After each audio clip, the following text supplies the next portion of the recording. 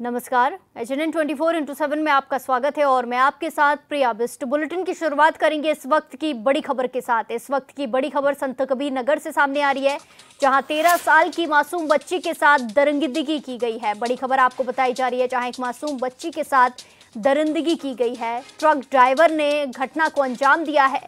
आरोपी युवक को पुलिस ने गिरफ्तार भी कर लिया है। कार्रवाई भी देखने को मिली है, एक्शन देखने को मिला है। आरोपी ट्रक ड्राइवर को पुलिस ने गिरफ्तार किया है। कोतवाली खलीलाबाद क्षेत्र का ये पूरा मामला है, जहां एक मासूम बच्ची के साथ दुष्कर्म की घटना को अंजाम दिया गया है, जिसके चलते ट्रक ड्राइवर को पुलिस ने गिरफ्तार किया है। संत कबीर नगर से बड़ी खबर है, जहां 13 साल की मासूम बच्ची के साथ एक ट्रक ड्राइवर ने घिनौना काम किया है। ट्रक ड्राइवर को पुलिस ने गिरफ्तार भी कर लिया है और इसी के साथ मामले की जांच पड़ताल में जुट गई है। बड़ी खबर आपको बताई जा रही है, जहां संत कबीर नगर के कोतवाली खलीलाबाद क्षेत्र का ये पूरा मामला है, जहां एक मासूम बच्ची को अपना शिकार एक ट्रक ड्राइवर ने बनाया है, एक दरिंदे ने शिकार बनाया, जिसके चलते पुलिस भी एक्शन में आई और पुलिस ने एक्शन लेते हुए ट्रक ड्राइवर को गिरफ्तार कर लिया है। संत कबीर नगर के खलीलाबाद थाना क्षेत्र का ये पूरा मामला है, जहां एक ट्रक ड्राइवर को पुलिस ने गिरफ्तार किया है। उसके ऊपर आरोप लगे हैं कि उसने एक 13 साल की मासूम बच्ची को अपनी हवस का शिकार बनाया था, जिसके चलते पुलिस भी एक्शन में आई है। पुलिस ने ट्रक ड्राइवर को गिरफ्तार किया है। इसी के साथ साथ अब जांच पड़ताल में पुलिस से जुट गई है।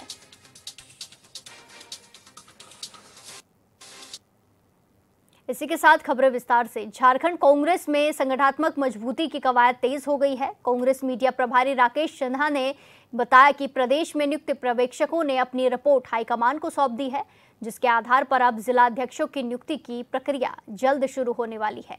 कई जिलों में नए चेहरे लाने पर मंथन किया जा रहा है, ताकि पार्टी को जमीनी स्तर पर मजबूती मिले और आगामी चुनावों में कार्यकर्ताओं की सक्रियता बढ़े।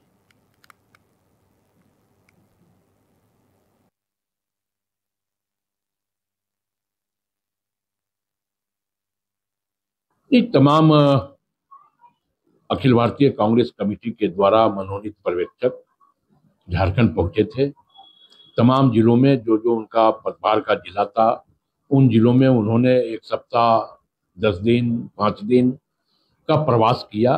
तमाम लोगों से फीडबैक ली, तमाम सामाजिक संगठनों से भी उन्होंने बातचीत किया और अब वो अपना रिपोर्ट राष्ट्रीय अध्यक्ष को सौंपने का काम करेंगे और हमें लगता है कि बहुत जल्द अब राज्य को जिला अध्यक्ष मिल जाएगा। इसी के साथ खबरों में आगे बढ़ते हैं। रांची से सटे इलाके पिठोरिया में एक मवेशी से लदे ट्रक को जब्त करवाने के लेकर एक स्थानीय निवासी मॉब लिंचिंग का शिकार बन गया है, जिसके बाद आनन फानन में उसे अस्पताल ले जाया गया, जहां मामले की सूचना पाकर राज्य रक्षा मंत्री संजय सेठ घायल से मिलने पहुंचे। इस दौरान पीड़ित की पत्नी ने बताया कि मेरे पति को लोगों ने बेरहमी से पीटा है। वहीं संजय सेठ ने कहा कि जो हुआ वो निंदनीय है, हम दोषियों पर कार्रवाई करने की मांग करेंगे।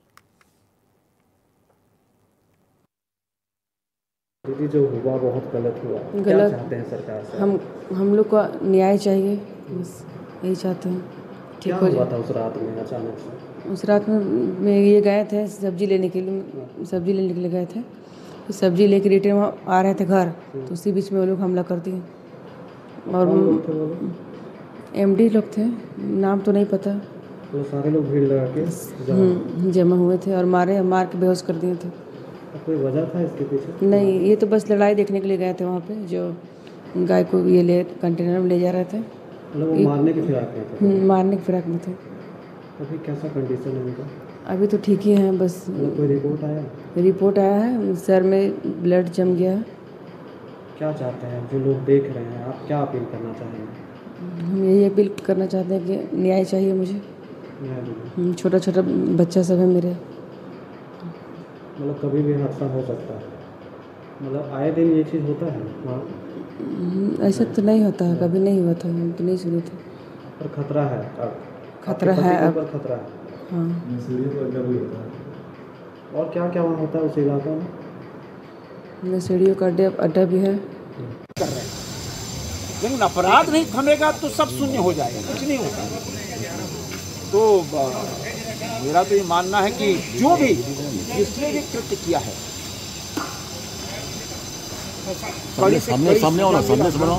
गिरफ्तार हो और गौ तस्करी पे जीरो टॉलरेंस, नहीं बर्दाश्त करें, इसको रोकना।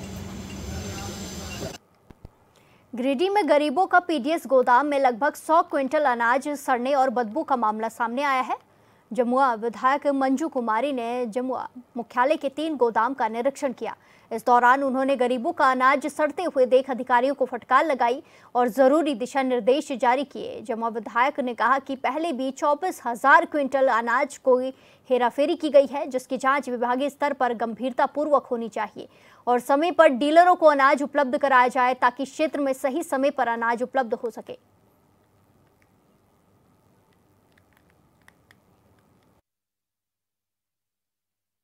हमारे जमुआ प्रखंड मुख्यालय लगभग 4 गोडाउन है। 4 गोडाउन में कम से कम अभी हम 3 गोडाउन का हम इंस्पेक्शन किए हैं और सभी गोडाउन में देखिए चावल, चीनी, नमक, मतलब कि कोविड के टाइम से पूरा सड़ रहा है। और फूड इंस्पेक्टर भी आए हैं और यहाँ पर इंस्पेक्शन करके गए हैं। वीडियो साहब बता रहे थे कि हम लोग इसको चिट्ठी दिए हैं और उसको जाकर चिट्ठी से आदेश मिलेगा। इसको यहाँ पर वो लोग जो है आपका फूड इंस्पेक्टर यहाँ से जितना जो अनाज जो सड़ गया है, चना सड़ गया है, गेहूं सड़ गया है, चीनी एक्सपायर हो गया है, चावल भी सड़ गया है, तो सब मतलब वापस ले जाएंगे। चना दाल भी सड़ गया है। क्यों गया है? मतलब क्या कारण रहा? क्या जनता को समय पर नहीं वितरण किया गया क्या? देखिए आपको बता दें, इसके पहले जो है एजीएम जो थे उसमें हमको लगता है कि इतना जो 2 महीने का जो बैकलॉग जो चल रहा था, यही सब कुछ गबन हुआ था। 24,000 हाँ 24,000 क्विंटल जो गबन हुआ था, उसी के चलते ये सब हेर फेर के चलते मतलब कि यहाँ पर अनाज कुछ जो है सड़ गया है और मतलब यहाँ के पदाधिकारी के लापरवाही की वजह से गरीबों का अनाज जो है उसका हक है जो उसको मार दिया गया, उन लोगों को मिला नहीं। राजधानी रांची की कई जगहों पर ईडी की एक बड़ी कार्रवाई देखने को मिली है। ये कार्रवाई जमीन से जुड़े लेन देन और मनी लॉन्ड्रिंग मामले की जांच के तहत की जा रही है, जिससे शहर के बिल्डरों के बीच हड़कंप मचा हुआ है। आपको बता दें कि कांकेर प्रखंड के अंचल क्षेत्र में विवादित जमीन के सत्यापन से जुड़ी जांच का हिस्सा है। कांकेर क्षेत्र के ही चामा मोजा में स्थित सीएनटी और सरकारी जमीन का सत्यापन को लेकर ये छापेमारी की जा रही है।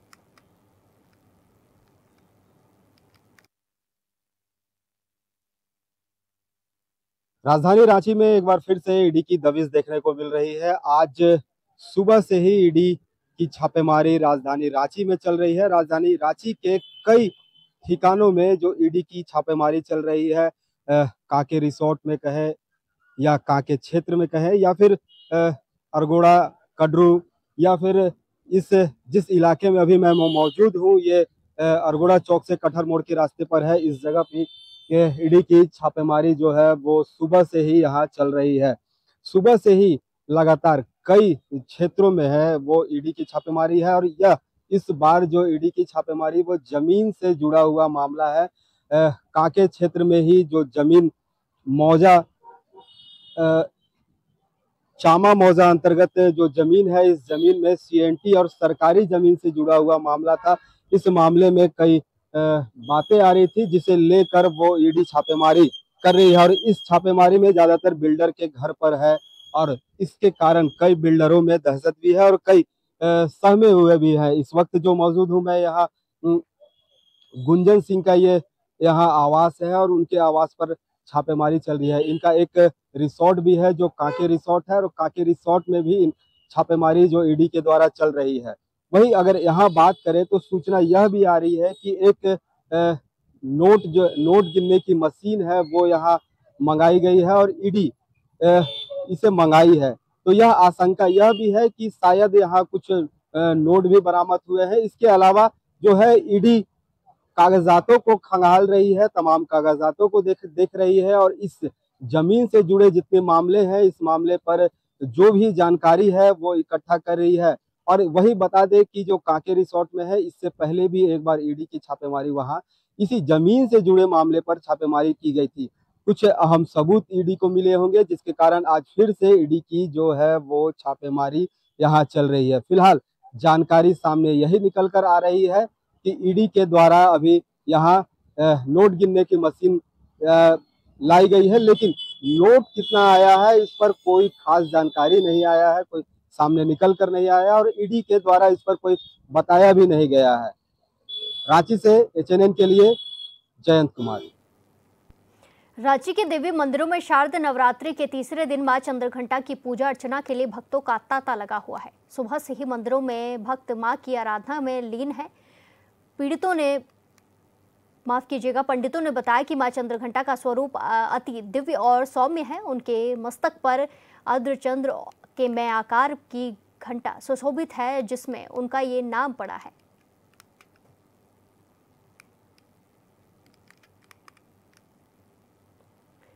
जम्मू की वैष्णो देवी की महिमा देश भर में प्रसिद्ध है। वहीं मध्य प्रदेश के मलावा निमाड़ क्षेत्र में धार जिले के ग्राम दिगठान में स्थित मालवा की वैष्णो देवी मंदिर भी अपनी अनूठी विशेषताओं के लिए जाना जाता है। नवरात्रि के मौके पर इस मंदिर में श्रद्धालुओं का सैलाब उमड़ा रहता है और माता के दर्शन के लिए मालवा निमाड़ समेत देश भर से भक्त यहां खींचे चले जाते हैं। इस मंदिर की सबसे बड़ी खासियत यह है कि एक ही विशाल शिला पर 3 देवियां मां वैष्णो देवी, मां कालिका और मां सरस्वती की प्रतिमाएं विराजमान होनी है। ये अनोखा दृश्य देश के अन्य मंदिरों में दुर्लभ है।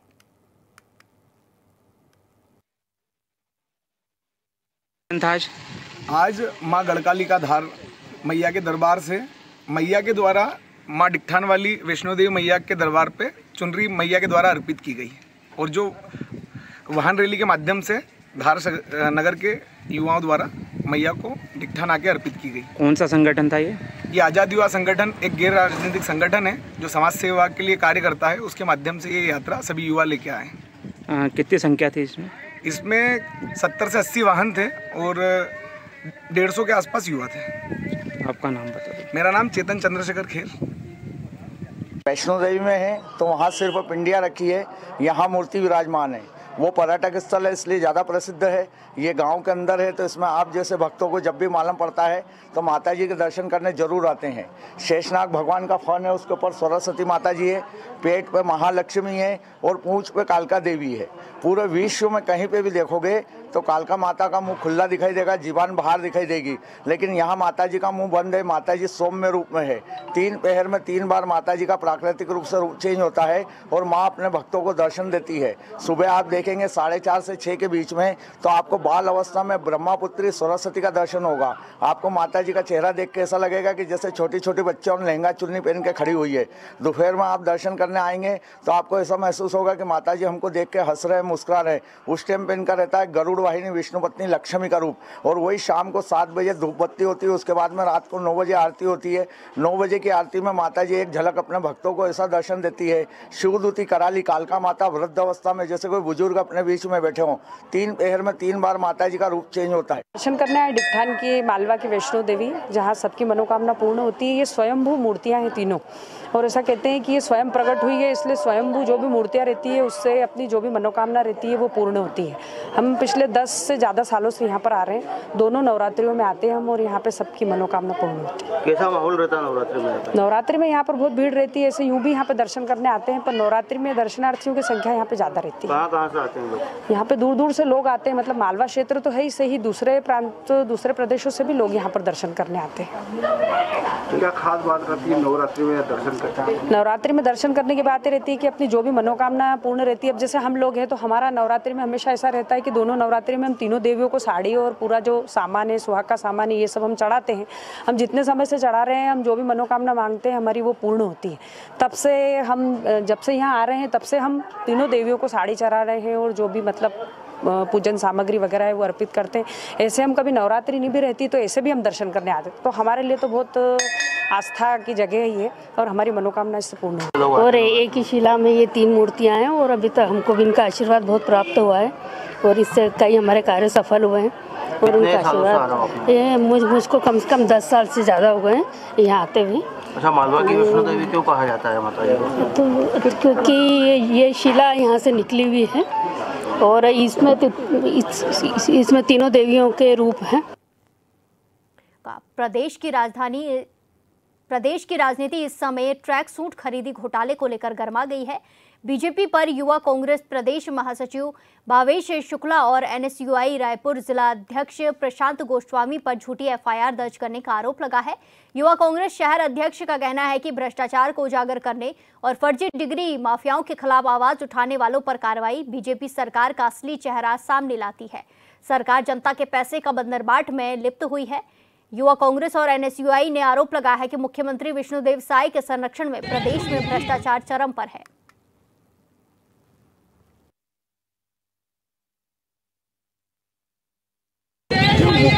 विकास तो नहीं हो रहा है, भ्रष्टाचार जरूर हो रहा है। बस्तर ओलंपिक के नाम पे खरीदी में जिस प्रकार से भ्रष्टाचार हुई है, उसको लेकर हमारे युवा साथी भावेश शुक्ला जो प्रदेश महासचिव हैं और एनएसयूआई का और एक साथी रायपुर के जिला अध्यक्ष प्रशांत गोस्वामी पर सत्ता के दबाव में भ्रष्टाचार को दबाने का प्रयास किया जा रहा है।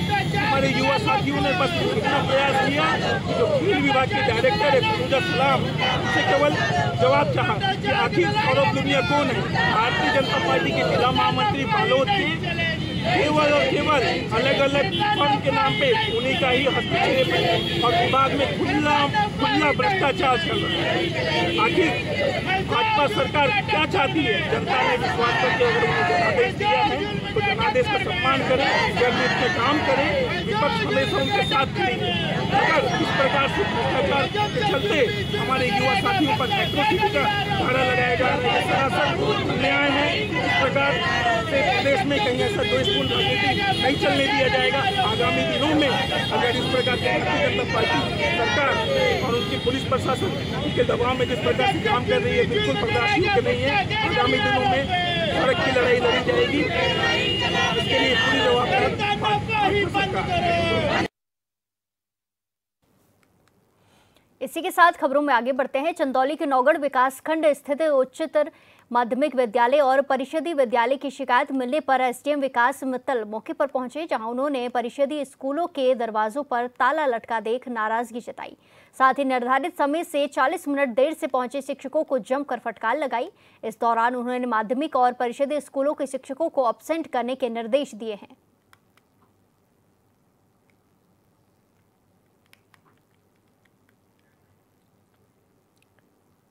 झारखंड में कुर्मी समाज के आंदोलन को लेकर राजनीतिक हलचल तेज है। आजसू पार्टी के सुप्रीमो सुदेश महतो ने इस आंदोलन को समर्थन देने की रणनीति तैयार कर ली है। वहीं महागठबंधन इससे दूरी बनाए हुए है। इन्हीं तमाम विषयों को लेकर एचएनएन ने आजसू सुप्रीमो से खास बातचीत की है। 2022 ऐसा वर्ष आया जिसको झारखंड में कुर्मी समाज का सबसे बड़ा आंदोलन और साथ दे रही है आजसू पार्टी। आजसू के सुप्रीमो सुदेश महतो जी हैं। अब हम इनसे जानने की कोशिश करेंगे कि आखिर ये आंदोलन अब कितना आगे जाएगा और कितना बड़ा रूप लेने वाला है। देखो, ये समाज के अंदर में संगठन, सामाजिक संगठन चलाने वाले और इनको सपोर्ट करने वाले संयुक्त रूप से इस विषय पर बैठेंगे, बात करेंगे। पूर्व में भी ये आंदोलन चलते रहा है, चरणबद्ध चला है। इस तरह के कार्यक्रम पहले भी हुए हैं। बंगाल में काफ़ी प्रभावी हुए थे। इस बार थोड़ा झारखंड में ज़्यादा प्रभावी हुआ। स्वतः स्फूर्त कभी कभी हम इसको कह सकते हैं कि लोगों ने इस लड़ाई को हाथों हाथ लिया है और उन्हें लगा है कि इस लड़ाई में अब सभी लोगों की भागीदारी सुनिश्चित होनी है, तो उसका असर आपको दिखाई दिया है। इसके बाद बैठेंगे लोग, चर्चाएं होंगी और इसका पॉलिटिकल हल हम चाहते हैं कि राजनीतिक हल निकले। इसकी पहल भी हम लोग ने पहले भी किया है और आगे भी जब अवसर मिलेगा इसकी पहल होगी। तकरीबन 100 सालों से ये लड़ाई लड़ी जा रही है, लंबी लड़ाई है, अभी तक पूरी नहीं हुई है और ऊपर से अब आदिवासी समाज कहते नजर आ रहे हैं कि कुर्मी को एसटी में शामिल नहीं होना चाहिए। टीआरआई की रिपोर्ट वो दिखाते नजर आ रहे हैं। देखो, मैं पहले भी बार बार कहता हूँ कि यहाँ पर समाज से लेकर व्यक्ति तक को भी इस भारत के लोकतंत्र के अंदर अपनी बात रखने का, अपने अधिकार की बात और चर्चा करने का, अपना सामाजिक बात और हितों की बात चर्चा करने का अधिकार प्राप्त है। लोग इस तरह से करते हैं, लोग आते हैं, तो कोई समाज को हम लोग कभी भी रोक नहीं सकते। उनको बात करने का, उनके अधिकारों को मांग करने का उनको अधिकार है। और जहाँ तक इस समाज की बात है, इस समाज ने अपने मैं फिर दोहरा रहा हूँ कि समाज कोई भी अगर शेड्यूल ट्राइब के लिए या फिर शेड्यूल कास्ट के लिए कोई अगर डिमांड करता है कोई समाज, तो उसके कोई तथ्य और आधार होना ज़्यादा जरूरी है। किसी के इच्छा मात्र और चाहने से ही कोई शेड्यूल ट्राइब नहीं बन सकता, ये सच्चाई है। तो अगर कोई समाज सामने आकर अपने तथ्यों को रख रहा है, अपने होने का आधार तैयार कर रहा है, तो वो सरकार और सरकार की एजेंसियां उसको देखेंगी, उनको देख रही है, उस पटल पर उसका निर्णय होना है। हमें इसको समुदाय विशेष पर कुछ लोगों का ऐसा मकसद रहता है कि इससे समुदाय विशेष का एक विषय बनाया जाए और झारखंड के मूल दो समुदाय को अलग अलग रखा जाए। ऐसा सपना लोग देख रहे हैं, लेकिन ऐसा होना नहीं है, ऐसा हो नहीं सकता है। मूल समुदाय बड़े गंभीर हैं, उनके लोग बड़े गंभीर हैं और वो लोग पूर्व के से ही इन विषयों पर वकालत करते आए हैं। जैसे बड़े जो भी रहे हैं, बड़े लीडर रहे हैं, शोधकर्ता रहे हैं, विषयों के जानकार रहे हैं, डॉक्टर रामदाली मुंडा हो सकते हैं, शिबू सोरेन जी हो सकते हैं, एनी होरो हो सकते हैं, डॉक्टर बीपी केसरी हो सकते हैं, ये सारे लोग और जो राजनीतिक जीवन में जिनका लंबा बैकग्राउंड रहा है, जो लोग लंबे समय से राजनीति में हैं या जिनको राजनीति के इन विषयों की समझ है, वो निश्चित रूप से इस विषय को कहते हैं, बात करते हैं, उन विषयों पर चर्चा में अब आ रहे हैं, लोग करते हैं। लेकिन हमें इन चीज़ों से बचना चाहिए। ये थोड़ा समय के लिए थोड़ा आज के दिन में थोड़ा मीडिया, सोशल मीडिया में अपने आप को प्रस्तुत करने और करने का जो तरीका अब आया है, वो उससे बचना चाहिए। गंभीर राजनीति करनी चाहिए, गंभीर चिंतन का विषय है और तर्कों पर बात करनी चाहिए। और हम और आप देने वाले नहीं, जो प्रस्ताव समाज का है वो समाज का निर्णय, हमारी सरकारें, राज्य सरकार, केंद्र सरकार के बीच में ये बातें चलेंगी, वहाँ पर विषय लाए जाएंगे, तर्कों और आधार को देखा जाएगा, तब जाके ये कभी परिणाम पर आएगा। दादा, एक आखिरी सवाल कि झारखंड ही नहीं बल्कि छत्तीसगढ़ के भी कुर्मी अब इस लड़ाई को लड़ने के लिए तैयार हैं। छत्तीसगढ़ के कुर्मी या झारखंड नहीं, ये झारखंड, उड़ीसा और बंगाल, ये इसलिए मैं कह रहा हूँ, छत्तीसगढ़ नहीं है, ये तीन राज्यों के बीच में इसलिए कह रहा हूँ। मैं अभी चर्चा किया पार्टी के अंदर में, ये इसलिए संभव चूंकि हम सभी पहले जो ये पूरा जो हमारा क्षेत्र है ये बंगाल के अंदर ही था। बंगाल के अंदर आज़ादी से पहले उनका राज्यों का बंटवारा नहीं हुआ था, तब हम उनसे थे, फिर उड़ीसा, फिर बिहार, उसके बाद बिहार से हमारा झारखंड बना है। तो परिसीमन हुआ है, सीमाएं बंटी है, राज्य का नाम बदला है, व्यक्ति तो वही है, परिवार तो वही है, समाज तो वही है, वो यहीं जी रहा है। तो कभी कभी बहुताई समाज हो जाते हैं और कभी कभी राज्य का विभाजन जिस रूप से होता है तो अल्पसंख्यक भी हो जाते हैं। तो उस समय समाज का डिमांड, पूरा डिमांड जिंदा रहता है और डिमांड इसीलिए आज जो समाज यहाँ है वही समाज उड़ीसा में है, वही समाज बंगाल में है, इसलिए इनके डिमांड कॉमन रहते हैं। झारखंड में कुर्मियों की इतनी बड़ी तादाद है, बड़ा आंदोलन हुआ है, लेकिन महागठबंधन कहीं साथ नहीं दिखी, साथ खड़ी नहीं। गठबंधन से पूछिए, गठबंधन के लोगों से पूछिए, वो आला कमान का हवाला उनके आला कमान का ही, अगर झारखंड मुक्ति मोर्चा हम बोलेंगे तो झारखंड मुक्ति मोर्चा के आला कमान खुद शिबू सोरेन जी इसके परिविकार रहे हैं। हेमंत सोरेन जी खुद विपक्ष के नेता के रूप में इसमें सिग्नेचरी हैं, उन्होंने पढ़ लिख के ही साइन किया है। तो फिर अब किससे पूछने जाएं? मुख्यमंत्री को सामने आना चाहिए और अब उनसे पूछना चाहिए आपको। कांग्रेस भी नहीं, कांग्रेस के अध्यक्ष खुद इस विषय में रहे हैं, कांग्रेस के अध्यक्ष इसके परिविकार रहे हैं, चर्चा किए हैं। वो कैसे अपनी पार्टी से चर्चा नहीं कर रहे हैं? वो कैसे नहीं समझ रहे हैं? उसकी पार्टी ने तो इस अधिकार को अलग किया है। मैं कहूंगा कभी कभी कांग्रेस का ही ये अभिशाप है जिसको सभी लोग झेल रहे हैं। तो ये थे हमारे साथ सुदेश महतो, जो अब कुर्मी आंदोलन को बड़ा रूप देने वाले हैं।